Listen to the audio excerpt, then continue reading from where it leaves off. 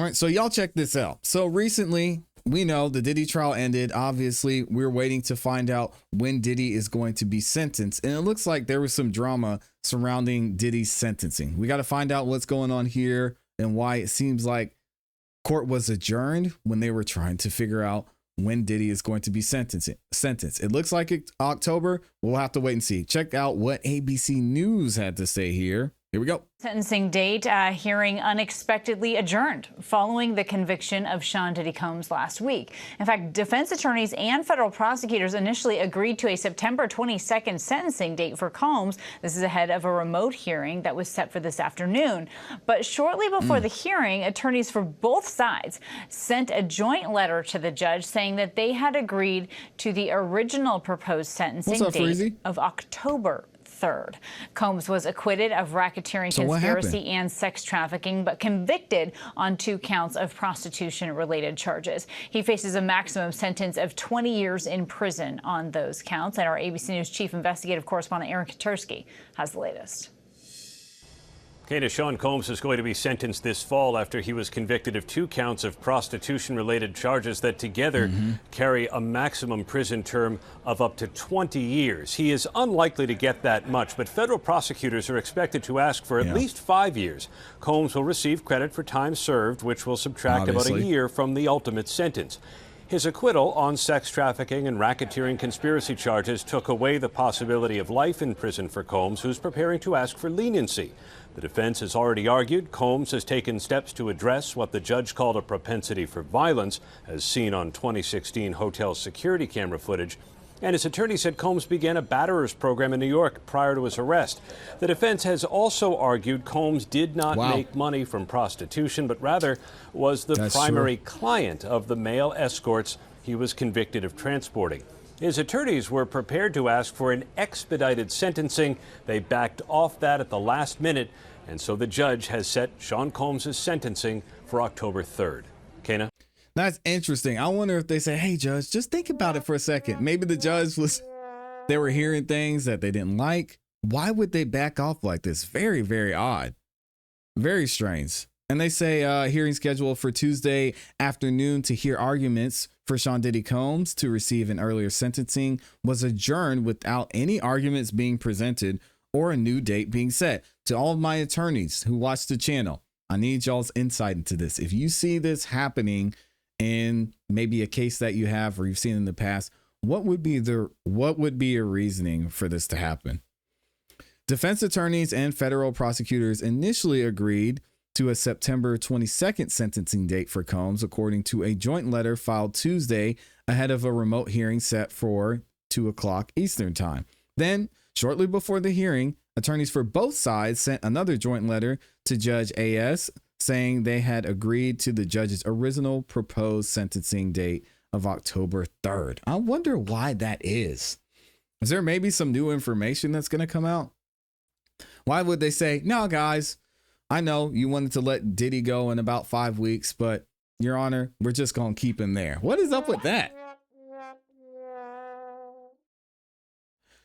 Defense attorney Mark Agnifilo and prosecutor Christy Slavic were on the scheduled teleconference, when the courtroom deputy interrupted to see if the attorneys had anything to discuss beyond a sentencing date. When Agnifilo and Slavic answered, they said they had nothing further. The deputy adjourned the conference and informed them that the judge, A.S., would respond to the parties in writing. All right. A.S. has now sent the sentencing for Sean Combs to October 3rd, officially, according to a post on the court docket. It was not immediately clear why the defense apparently abandoned, at least for now, their attempt to secure expedited sentencing for Combs. What is going on here? The judge had agreed to hear arguments for expediting the sentencing following a split verdict on July 2nd that acquitted Combs of racketeering, conspiracy, and trafficking, but convicted him on the 2 counts of prostitution-related charges he faced. The defense argued in court last week that exceptional circumstances warranted expediting sentencing, including the 2018 death of Combs' romantic partner, Kim Porter. The mother of some of his children has passed away many years ago. These kids, the 2 daughters, here sitting in the middle of your honor's second row don't have a parent. That's fair. Defense attorney Mark Nifolo said in court last week. Federal prosecutors appeared to oppose anything other than the usual course, including a pre-sentence report from probation officials that would require Combs to sit for an interview. The only things exceptional about this defendant are his wealth, his violence, and his brazenness. Oh, dang. Has Diddy seemed brazen throughout these court proceedings? I'm not seeing that. I think that's a stretch. Prosecutors Maureen Comey said. She also said that the government plans to pursue significant incarceration for Combs on the prostitution charges. Combs faces a maximum sentence of 20 years in prison with 2 counts of transportation to engage in prostitution, though it's possible that he will receive less than that for a first-time conviction. Any sentence would include credit for time served, which so far totals roughly 10 months. Combs' split verdict last week follows a 6-week of testimony that saw the prosecution present 34 witnesses and the defense present none.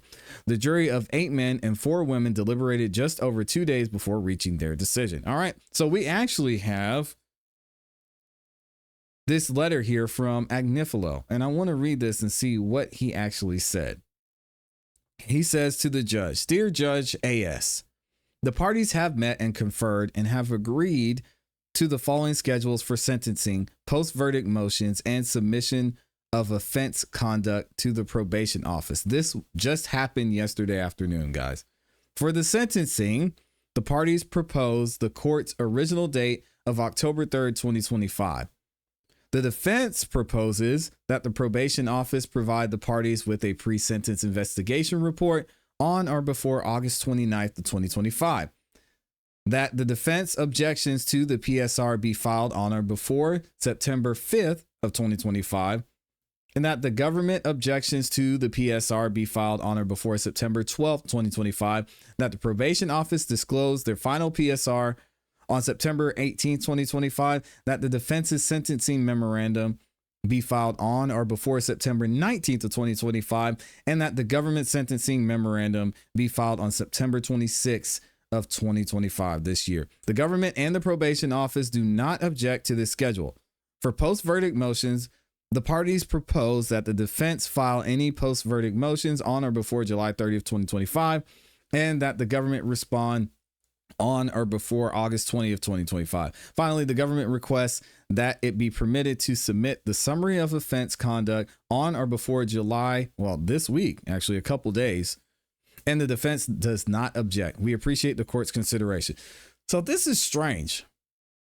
Why would they push initially for Diddy to be sentenced sooner and then suddenly take back what they're saying and say, "Judge, we'll just give you till October." And Diddy has to sit in jail because his bond got denied. Let me know what y'all think about this in the comments in the chat.